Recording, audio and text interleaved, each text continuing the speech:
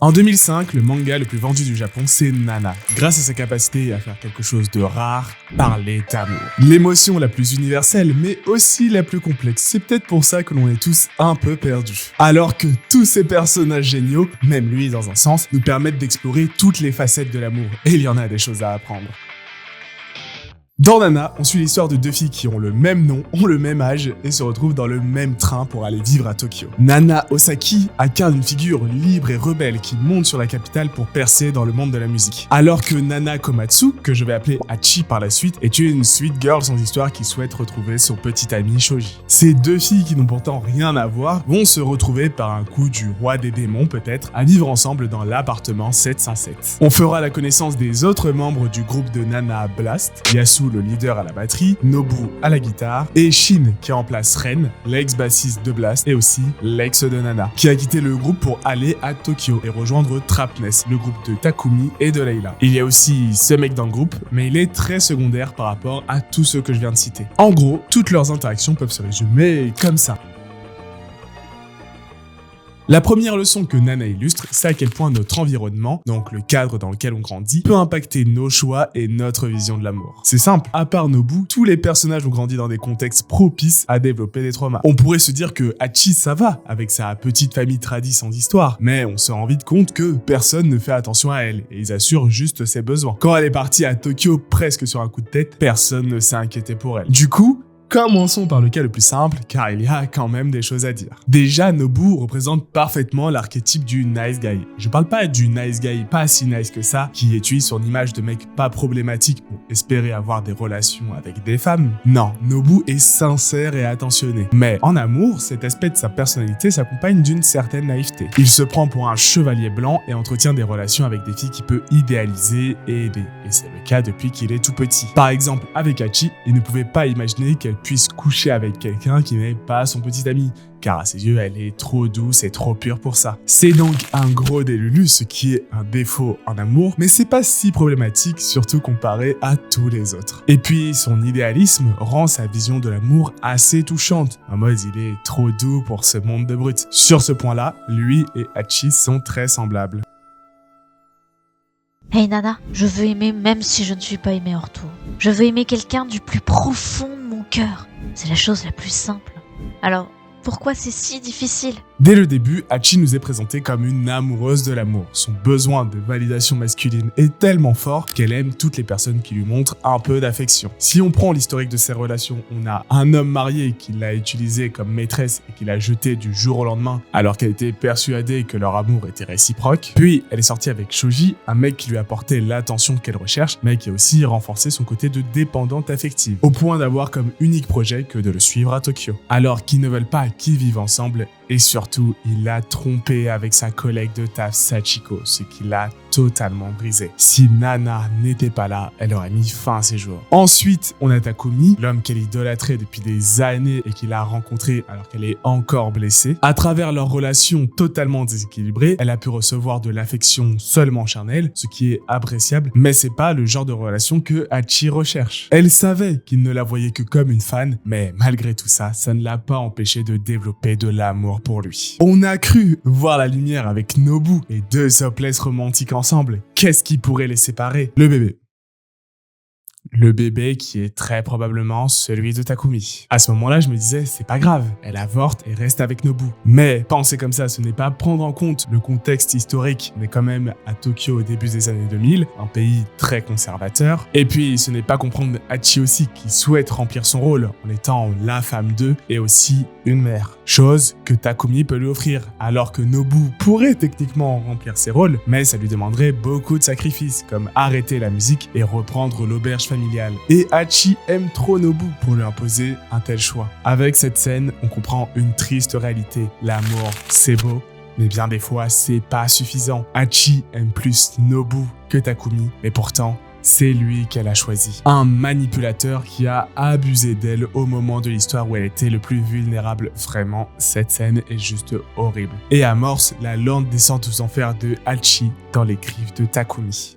L'amour, c'est secondaire. De toute façon, la personne la plus chère à tout être humain, c'est lui-même. Donc on finit par aimer la personne qui satisfait le mieux nos désirs. Si Takumi a un langage de l'amour, c'est très clairement le contrôle. Et sans surprise, l'origine de tout ça remonte à son enfance. Il a grandi avec une mère malade pouvant mourir à chaque instant et un père alcoolique qui le battait. Malheureusement, on ne choisit pas sa famille et pour le coup, on peut comprendre l'envie d'évasion. Mais fuir ses traumas, ce n'est pas une solution durable. Pour combler son sentiment de vide, il s'est réfugié dans le travail, mais aussi dans le sexe avec des femmes qui ne respectaient pas. Et pour assouvir sa libido, tout était bon. Mensonges, manipulation, abus. Malheureusement, ses deux plus grandes victimes sont paradoxalement les deux femmes qu'il aime le plus. Hachi et Layla. Je pense sincèrement qu'il aime Hachi car elle satisfait tous ses désirs et elle lui offre la chaleur d'un foyer, chose qu'il n'a pas connue. En plus, c'est la seule personne qui n'a aucun lien avec son ancienne vie, donc à travers elle, il peut apercevoir une forme d'évasion. Bon, ça ne l'empêche pas de lui mentir et de la tromper, mais il l'aime à sa façon, on va dire. Et puis, il y a Layla. Connaissez-vous le complexe de Madonna Whore? En psychologie, c'est la tendance qu'auraient certains hommes hétéros à distinguer les femmes en deux catégories. Les Madonna, des femmes pures tellement que l'on n'oserait même pas les toucher, mais pour lesquelles on ressent de l'amour, et les ho, traduction des putes, des femmes tout juste bonnes à baiser, pas de sentiments avec elles. Je pense pas que Takumi ait une vision aussi binaire des femmes, la preuve c'est que Hachi ne rentre pas vraiment dans l'une de ces deux catégories, mais Layla en revanche correspond parfaitement à l'archétype de la Madonna. Plusieurs fois il la qualifie d'ange, c'est sa lumière dans ce monde obscur, un être sacré qu'il faut protéger de ce monde sale. C'est pour ça qu'il a créé Trapnest, tout est dans le nom, qui illustre un nid, donc la maison de petits oisillons tout kawaii et tout cute qui serait enfermée dans une cage. Avec Trapnest, il offre un environnement millimétré pour que Layla puisse chanter. C'est sa manière à lui de lui montrer ce qu'il ressent. Le problème c'est que Layla, c'est pas ça qu'elle veut. Elle reste, vu qu'elle souhaite être proche de l'homme qu'elle aime. On peut clairement y voir une forme de dépendance affective qui serait créée avec toutes ces années qu'ils ont passées ensemble. Mais petit à petit, la cage se referme et les seules brèches qu'elle a trouvées sont Yasu et Shin. Je veux que tu casses l'illusion qu'a créé Takumi maintenant. Pour la relation Yasu-Layla, on ne l'a pas beaucoup vue, mais même s'il y a eu une forme d'attachement mutuel, je suis persuadé que son but, c'était de ne plus penser à Takumi. Par contre, pour Shin, c'est différent. Déjà, appelons un chat, leur relation, c'est très clairement du grooming, pour ne pas dire de la pédophilie. Pour ceux qui ne le savent pas, le grooming, c'est le fait que des adultes manipulent des mineurs à des fins sexuelles. C'est malheureusement très présent en ligne pour avoir des photos, des vidéos, voire pire. En gros, le grooming, c'est l'étape avant la pédophilie. Shin a 15 ans et Layla a 23 ans. Elle était parfaitement informée de son âge et ça ne l'a pas dérangé plus que ça d'utiliser ses services d'escorte. Peut-être une autre conséquence de l'image d'ange que Takumi lui colle et qui lui pèse tant. Et puis, Shin est tout aussi fucked up si ce n'est pas plus. Il paraît mature à l'extérieur, mais ça reste un enfant. Un enfant qui n'a pas connu sa mère car elle s'est à sa naissance et qui a grandi dans une famille où tous les membres le détestent, ce qui l'a poussé à fuguer. Et malheureusement, c'est Ryoko qui l'a recueilli et qui l'a introduit à l'alcool, la clope et au monde du sexe, faisant de lui un gigolo pour son business. Avec un cadre pareil, Shin ne peut pas comprendre qu'est-ce que l'amour. Il ne l'a pas connu au sein de sa famille et avec Ryoko, c'est plus de la manipulation que de l'amour. Sans compter sa vision du sexe qui est juste pour lui un moyen pour gagner de l'argent. Clairement, ça n'arrange pas les choses. Malgré tout, avec Layla, il semble avoir développé de l'amour. En tout cas, c'est ce que je pense. Rapidement, il ne veut plus la voir comme une cliente et on ressent une certaine alchimie entre eux. Après, c'est pas impossible qu'ils confondent amour et tendresse, vu qu'il n'en a jamais reçu. En plus, Layla ressemble à Ryoko, ça peut jouer aussi. Heureusement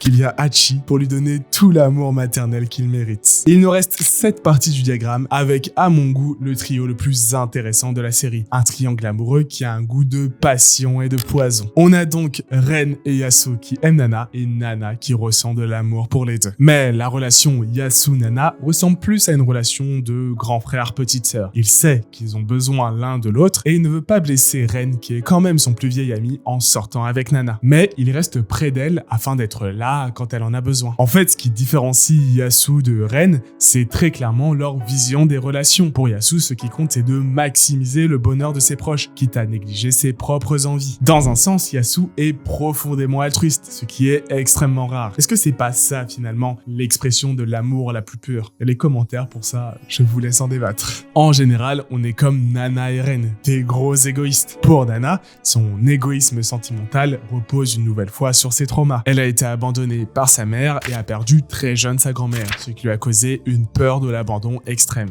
Elle souhaite que les personnes qu'elle aime soient là pour elle et elle seule. Et de l'autre côté, on a Ren, qui a aussi développé de la solitude en grandissant seule. Pour ces deux âmes solitaires que le ciel a décidé de réunir, j'espère que vous aurez la ref, c'est un peu subtil. Bref, leur union, c'est l'image de l'amour-passion. Déjà, une fois sur deux, on les voit en train de baiser.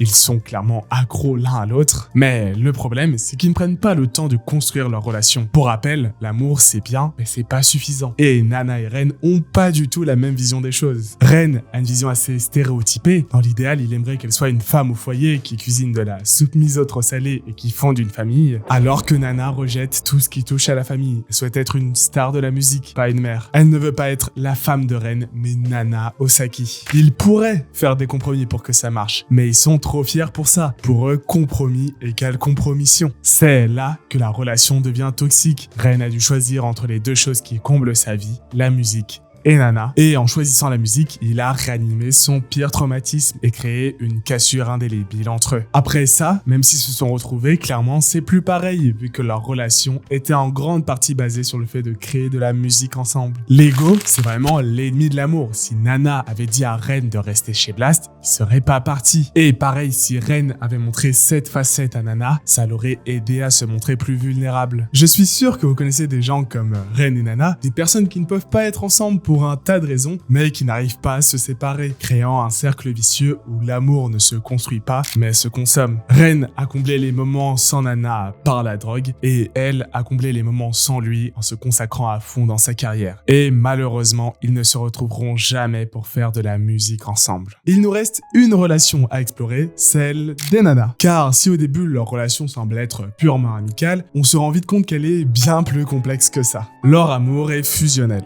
Nana est un modèle pour Hachi pour qu'elle se construise autrement que par l'amour d'un homme, et Hachi exprime cette admiration sous la forme d'un amour inconditionnel. Pour rappel, Nana a donné le surnom Hachi, qui fait référence au célèbre chien Hachiko, soit l'animal le plus fidèle à l'homme. Pour Nana et son trauma de l'abandon, c'est lourd de sens. Elle est la seule à avoir comblé sa solitude chronique aussi bien que Ren. Il y a une thèse dans la commune Nana selon laquelle les nanas sont destinées à finir ensemble. En gros, les nanas seraient queer. Je suis pas totalement convaincu, mais il y a clairement des éléments qui vont dans son sens. Si vous parlez un peu anglais, il y a ces 4 vidéos de plus de 1 heure qui appuient cette thèse. Avec le hiatus de Ayazawa, on ne saura peut-être jamais si oui ou non elles finiront ensemble. Mais c'est sûr qu'elles s'aiment, et vous êtes libre de regarder leur amour sous le prisme qui vous plaît le plus. Moi, je vais rester sur un amour fusionnel. Finalement, avec ce diagramme, l'amour finit toujours de manière tragique. Donc, ne faites pas comme eux et suivez plutôt l'exemple de Junko et Ryosuke. Moi, c'est l'exemple qui me parle le plus. Pour vous, peut-être que c'est autre chose, car finalement, il y a autant de personnes qu'il y a de manières d'aimer. C'est beau comme message de fin. Ça mérite un abonnement. Non, mais je pose ça là, non.